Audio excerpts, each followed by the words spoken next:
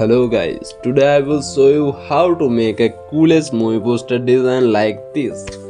First of all, you have to pick 4 or 5 pictures. PNG is better for them, otherwise you have to remove their background separately.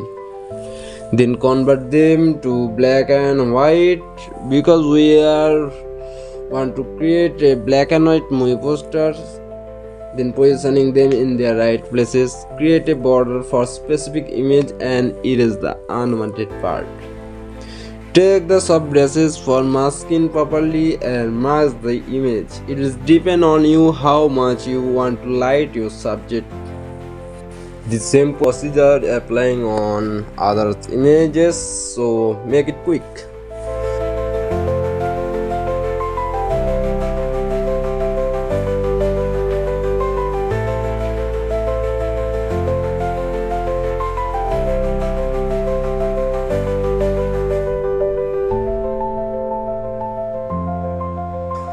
Now it's time to add some typography and here you go.